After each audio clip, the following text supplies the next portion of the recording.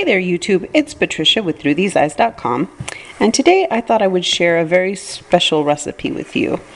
My last video was on how to make tamales, and today I'm going to show you how to make sweet tamales. Now, not too many people have experienced sweet tamales, so I thought I would kind of share what my family tradition was.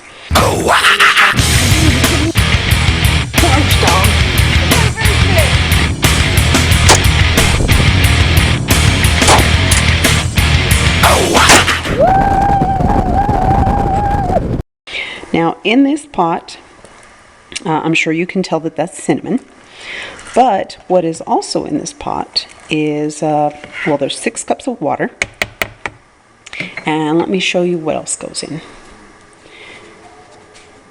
There is one little star anise floating in there. I don't know if you know what that is, but anise, not my favorite spice.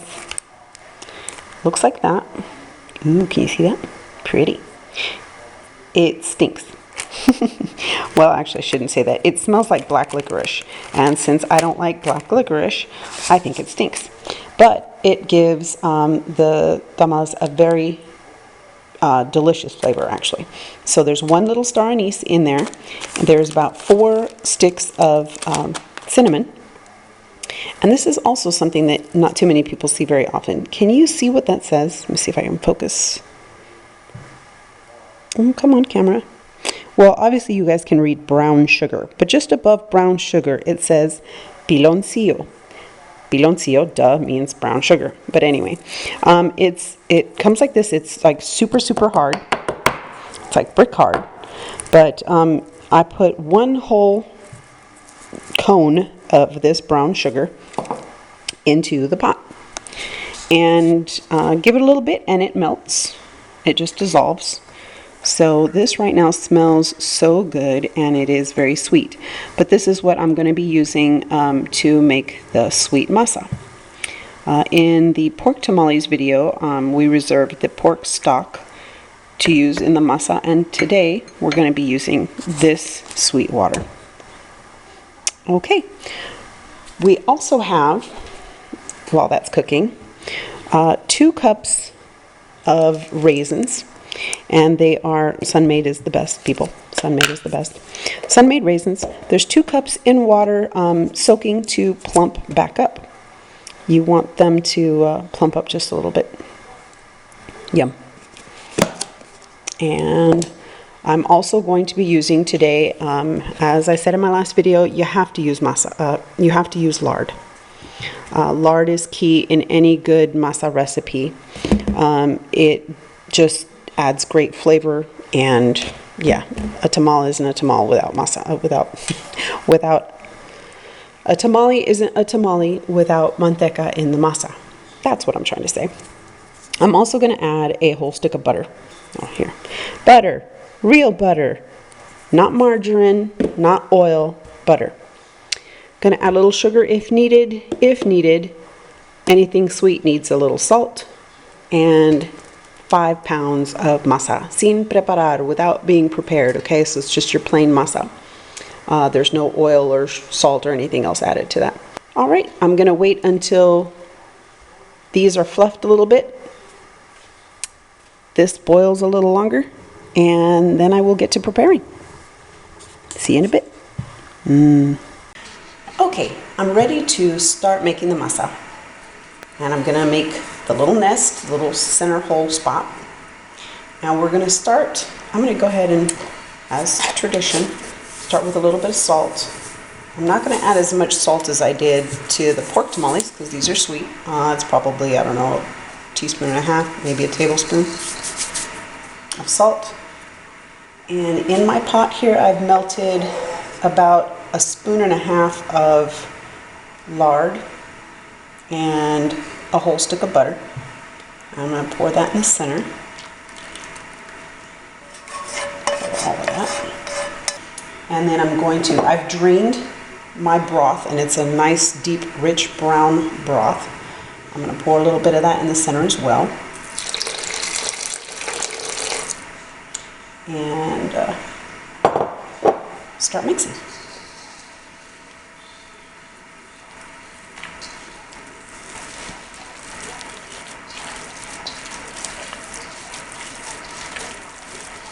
Okay, once it's absorbed it, I'm going to add a little more of the water.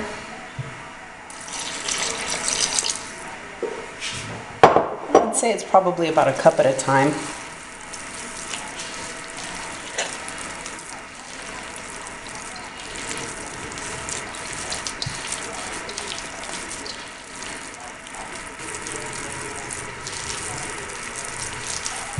Okay, so I've mixed that all in, and I have a great consistency, so I don't want to add any more liquid, but I want a little more sweetness. So I'm going to start with about a quarter of a cup of sugar.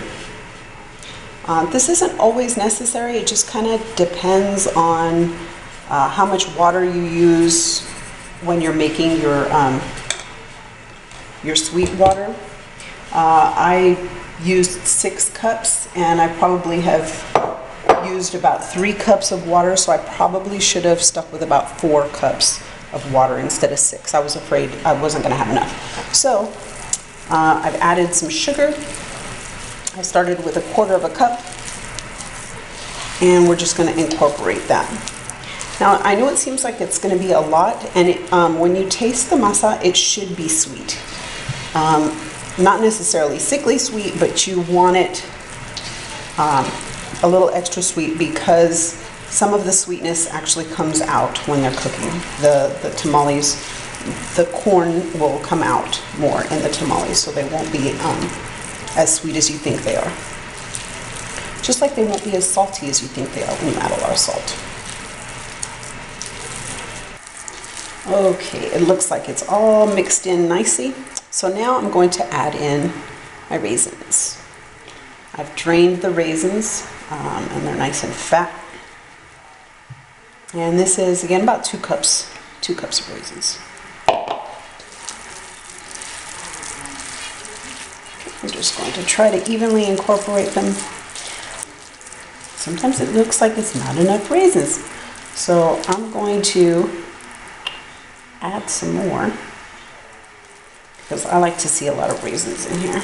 I like it to look like chocolate chip cookie dough, and there's a lot of dough here that isn't going to have very many raisins in it. Okay, so what I decided I'm going to do is I'm going to soak another cup or so of raisins, because I want just a few more raisins in there. I'm going to soak it in the sweet water, because remember, all we're doing is plumping up the raisins, so it's perfectly okay that they soak in the sweet water. Might as well use some of that flavor. I have them soaking in the sweet water. And so I thought I would take a moment to let you see what it is I'm doing to prepare for the actual spreading of the masa. Now, my last video, I showed you how to make the pork tamales. Well, with sweet tamales, they aren't usually in the same shape as the pork ones. I think this was originally done just so that you could tell the difference between the sweet ones and the pork ones. But what I usually do is I find some of the corn husks that aren't so pretty, and I shred them a little bit. When you start making your tamales, you're going to tie them. So if you have corn husks that are ripping, or that just don't look very nice, maybe they're super thin and you're afraid they're going to split anyway, you just make them into little strips. Okay, let's check the raisins. Nice. All right, let me drain these and I'll be right back. All right, I've added that one last cup of raisins, and I'm just going to mix these in well. And I just wanted you to see what this looks like. That looks much better. You want to see all the little lumps of raisins in your masa. All right, and it looks like I am ready to spread. Okay. Now these are going to be a little different from the pork tamales. You're going to take about a tablespoon of the masa right in the middle.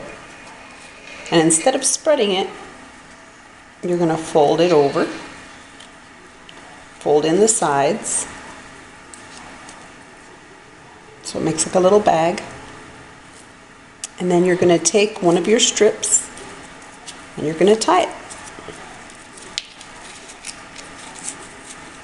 Okay? And that is a little sweet tamale.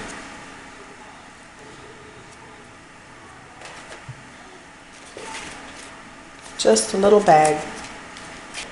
Anyway, I'm going to fill this tray and I'll show you what it all looks like in the end. Okay, I'm down to my last 2 tamales. So I wanted to show this to you again. Again, you put a little bit of masa in the center. You're going to fold over the wide parts, make a little triangle. You're going to take a piece of torn corn husk and you're going to tie a little bow. Okay, tie a knot. Just like that. But I did want to show you, and I've made some of these this way. Sometimes when you get a nice big corn husk, like this, I'm going to use this for the last one here. When you get a nice big corn husk, you can get a nice big amount of masa. This is the last of my masa. I hope there was at least a raisin. Yeah, there's a raisin. And you make it like you would the pork tamales. You fold one side over, fold the other side, and then fold the top. Okay? Now, if you want to make them this way, that's perfectly fine. That's how my grandma used to make the big ones. But what you want to do, especially if you're cooking them with pork tamales as well, is still kind of tie something around the top. Now, I'm not going to because I'm done cooking my pork tamales. So now I'm going to put these in my pot. Okay, here we go. So the only difference this time from when I make the pork tamales is that I've already put water in the bottom of this pot. There's about 8 cups of water. And I'm going to go ahead and stack these that are big and fat down at the bottom the way I do the pork tamales.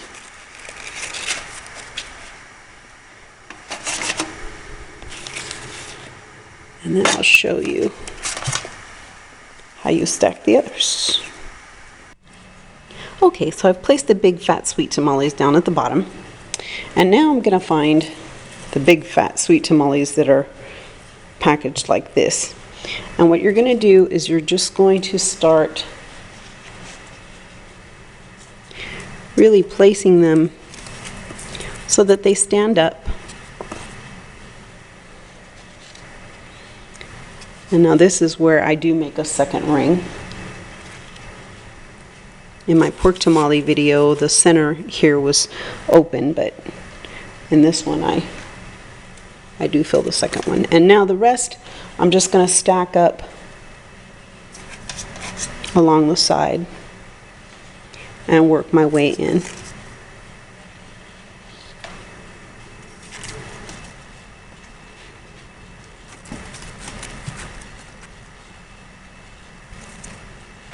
And the last one. Okay, so they're pretty much just all in there, kind of in a circle. And they're going to steam for at least 2.5 hours. Might be 3, but I'm going to check them at 2.5. Okay, see you when they're done. Okay, the tamales have been steaming for almost 3 hours. So I'm going to go ahead and take one out to make sure they are ready. Steamy. All right, let's see.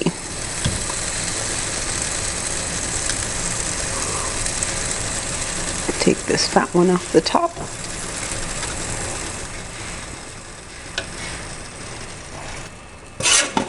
Put the lid back on. And let's see. Okay.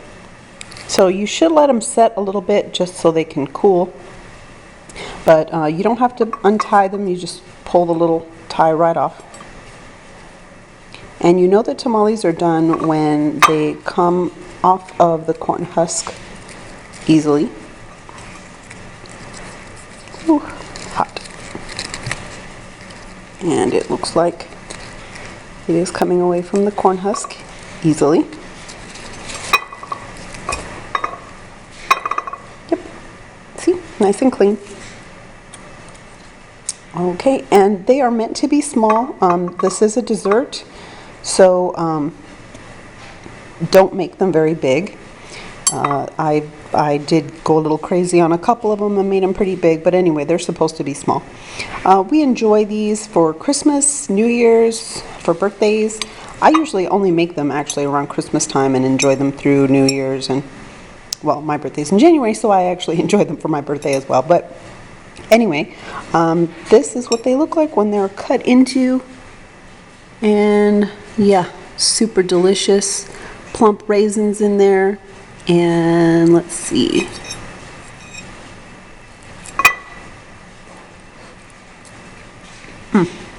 Yes.